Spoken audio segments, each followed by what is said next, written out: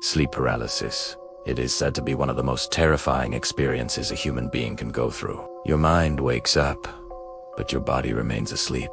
You are fully conscious, able to see and hear everything around you. But you cannot move. You cannot scream.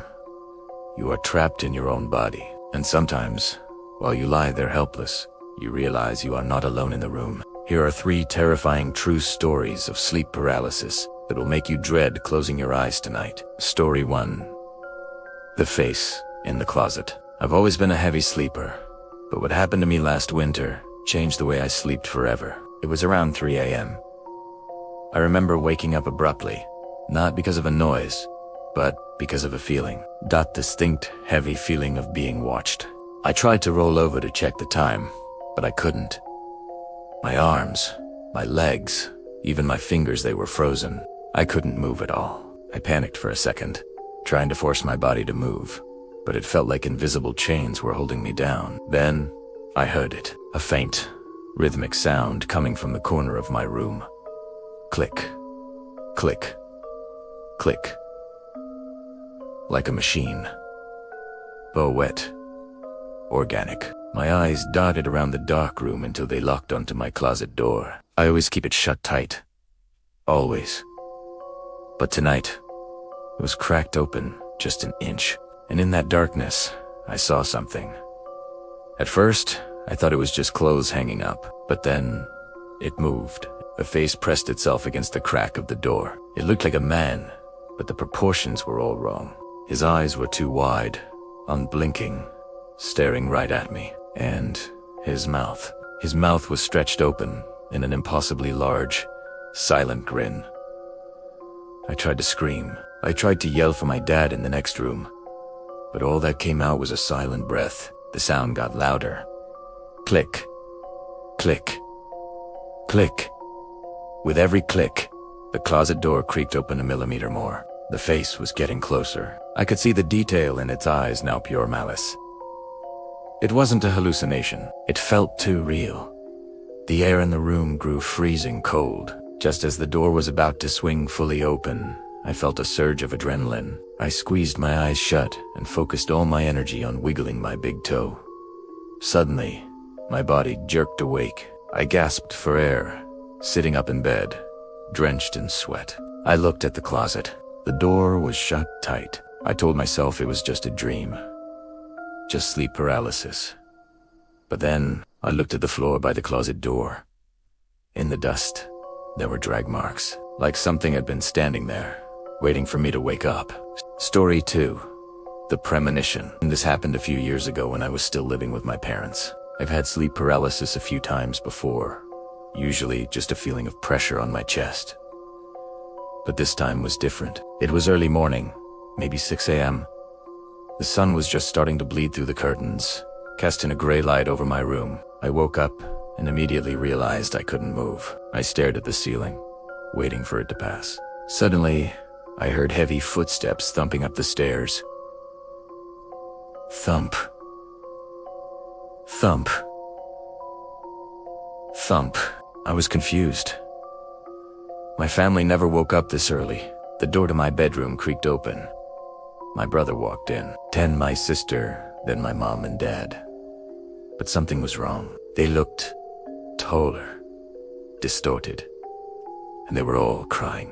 They walked over to my bed and stood around me in a circle, looking down. They were sobbing hysterically, their faces twisted in grief. "Please, stop," I tried to say. "Why are you crying?" But my voice wouldn't work. My mom leaned in close, tears streaming down her face, staring right into my eyes. The look of pure devastation on her face terrified me more than any monster could. They stood there for what felt like hours, just weeping over my paralyzed body. Then, in an instant, they turned around and walked out. I snapped out of the paralysis and jumped out of bed, heart racing. I ran downstairs to find them. They were all in the kitchen, eating breakfast, laughing. Say where to find. I didn't tell them about the vision. I thought it was just a nightmare. 3 days later, I was crossing the street with some friends. I didn't see the car coming. It hit me at 40 miles per hour. I broke 3 ribs and fractured my thigh bone. When I woke up in the hospital a week later, I opened my eyes. Standing around my bed were my brother, my sister, my dad, and my mom. They were crying, looking down at me with the exact same expressions I had seen in my paralysis. It wasn't just a dream. It was a warning. Story 3. The Thing in the Bush, summer of 2016. I was out late with some friends, just messing around in the neighborhood. We were walking past this old, overgrown house when my friend stopped and pointed at a thick bush near the porch. "There's someone in there," he whispered. We all looked. Deep in the leaves, we could just barely see a pale face hiding, watching us. It made this weird, low growling noise. We got spooked and ran off, laughing it off as some crackhead or a prank. I went home, locked my doors, and went straight to bed. I was tired, so I fell asleep instantly. I woke up in the dead of night. The room was pitch black. I tried to pull the covers up, but my arms wouldn't move. Oh no, I thought. Not this. I moved my eyes around the room, trying to calm myself down. Then I heard it. That same low growling noise from the bush.